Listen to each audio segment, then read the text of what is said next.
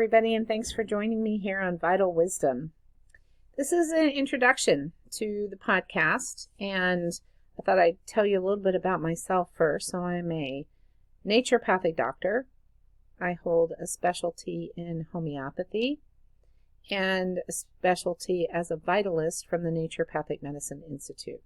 And as I visit with you each week, I'm going to explain all that stuff. I started my career as a naturopathic doctor after I realized that I really didn't want to push drugs on people. I didn't want to write scripts for antibiotics to everybody who came in my office. What I wanted to do was figure out why people weren't doing well and how to rebuild their health so that they could thrive. That was my interest in medicine.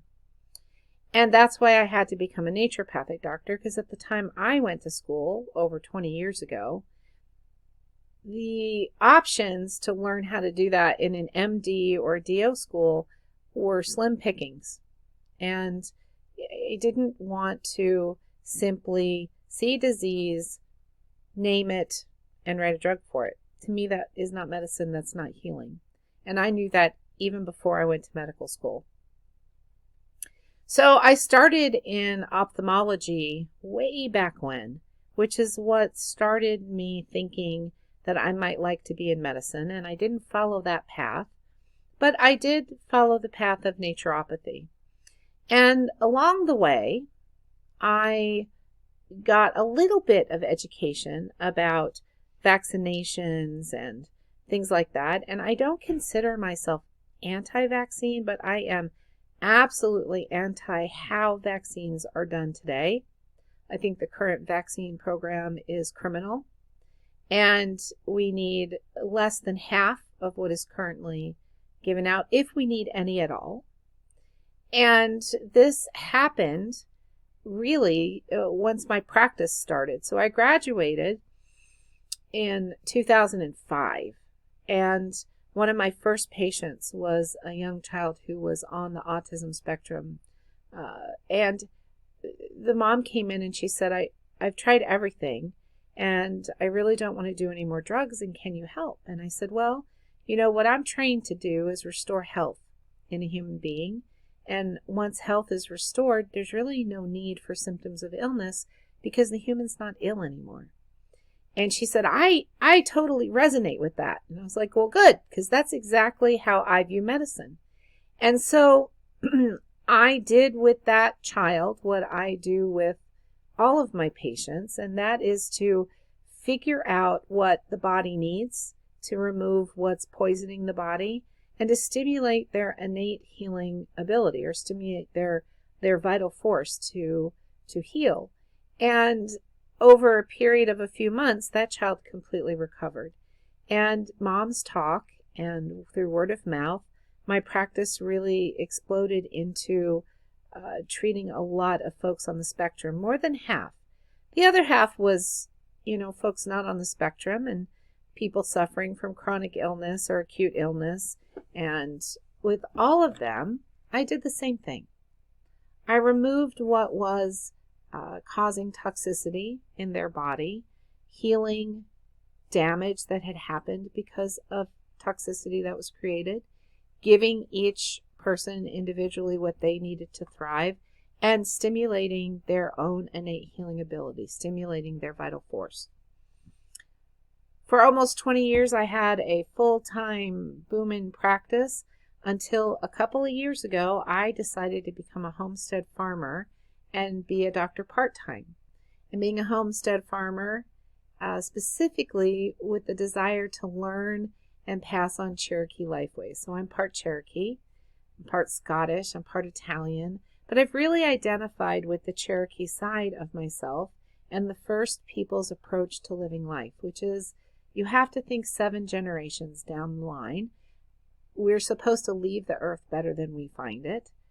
Native medicine already followed these sort of vitalistic principles of giving the body what it needs to thrive and removing things that were poisoning it and preventing it from thriving and stimulating the body's healing ability. So it was a good match, And we now have our own garden, large garden that feeds not only ourselves but many people in our community. And we have horses and we have chickens and bees, and soon to be added to our homestead farm are goats, because they'll eat the persimmon trees that are like the most troublesome thing ever.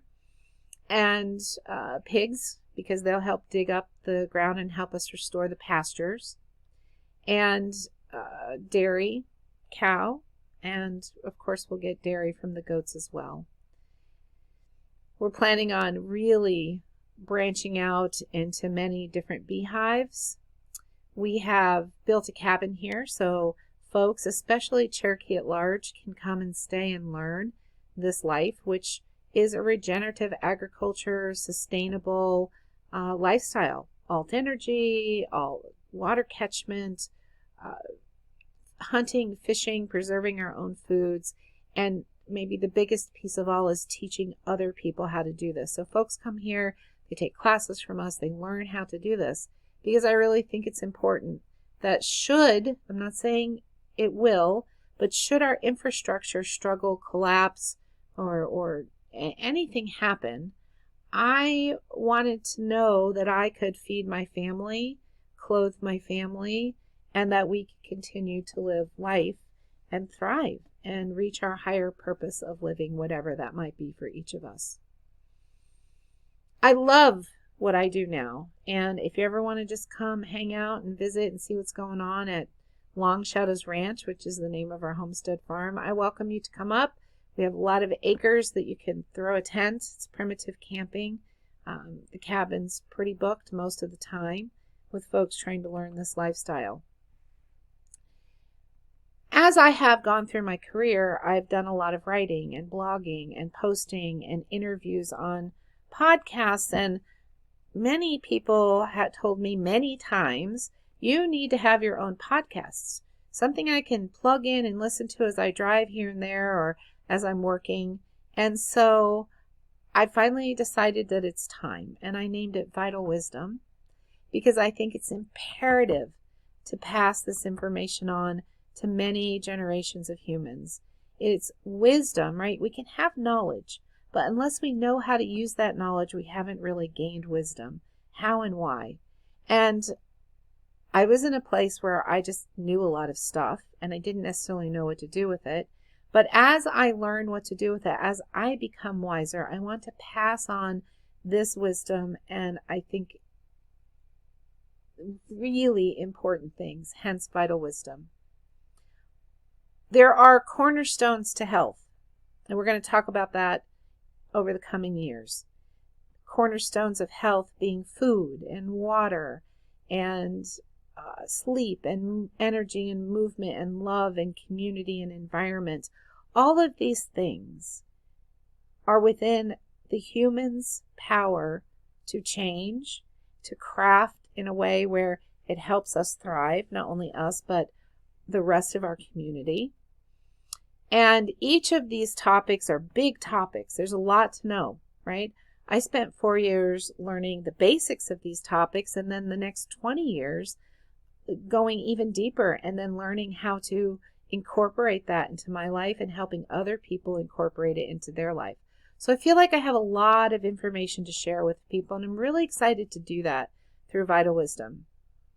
I have written a few books. I've written The Unvaccinated Child, which is right there.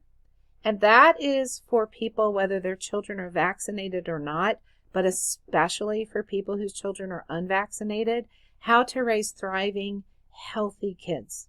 No matter what childhood illness comes their way, there are instructions and support and details. It's a guide. It's a guide for raising very healthy children. Like I said, should you vaccinate or not, but especially if you don't vaccinate, what are you going to do, right? Or if you just want to raise thriving, healthy kids. I mean, there's some great information in there. I also wrote Smoke Rings, which is right there. And that is another practical guide for people who may or may not be on the path to quitting smoking. Unfortunately, the statistics are not super bright. for folks who try and quit smoking. 3% are successful in forever quitting. Well, what about the other 97%? Right? People who are doing something to their body every day that's damaging. How do we support those people? So for me, it's not about just telling people to quit, although that's the best thing. It's not the only thing. And there's so much someone who smokes anything can do every day to support the health of their body and create a less toxic body. And that's what that book's about. I also wrote a book about homeopathy, but it hasn't come back from the publisher yet. You'll be the first to know when it does. And it's how folks can take their own healthcare into their own hands. Why? Because you are your own best doctor. It should be a rare thing for you to go to see someone in the medical establishment. Whether to take your child for a well child visit, why you have to take a well child in to see the doctor will forever escape me. Why folks need to go see the doctor when they have something like a fever or some type of wound that they can treat themselves at home. And through my podcast, I'm going to teach you how to do all that. I teach people now, right? I'm part of a very vibrant, growing homestead community where I teach folks how to do their own stitches. And I teach people how to do things every day, just like they used to do it ages ago, long time ago, before the medical establishment took over everything and took our power away from us. We are smart creatures, and with the right knowledge and watching out, right, for the major alarm bells of when someone probably should get in to see a doctor. Aside from those things, every day we can create health. We can take care of acute things that come up. You are your own best doctor, and I want to help you be your own best doctor. So how do you interact with me? Because I've had folks ask that all the time. Well, every 6 weeks or so here on the podcast, I'm going to do a live Q&A. And if you sign up to my mailing list, which the link is going to be there, it'll also be in the transcript, I'll email you and let you know when and where. So it'll be Zoom, and you can join me. You can ask questions. We can talk about things. I won't be able to give you medical advice for you personally because that's not very ethical, especially with the kind of medicine that I practice, which is very individualized. And I need lots of information before I can give someone a treatment plan. But again, there'll be so many things I can tell you because you are your own best doctor, right? Some vital wisdom I can give to you that will help you in that journey. You can also email me questions, and I have an email address there as well that you can use. So that's how you interact with me. I'll air every Sunday morning as I delve into a whole lot of different topics. I'm very excited to share what I know with you and to answer questions that you might have and to help you create your body into a thriving organism that can reach its higher purpose and help you do the same thing with your family and friends. I'm very excited to be able to do that. I hope it's controversial. I hope I say things that make people go, what? Because that's when you really have someone's attention. So join me next Sunday when we start with our first episode, Why Vitalism? An Understanding a Vitalistic Approach to Health. We'll talk about what it is, how it's different from other models of health like allopathy or reductionism, what is inspiring this return to vitalism amongst humans right now, and so much more. Thanks. I hope you have a great day, and I'll talk to you next week.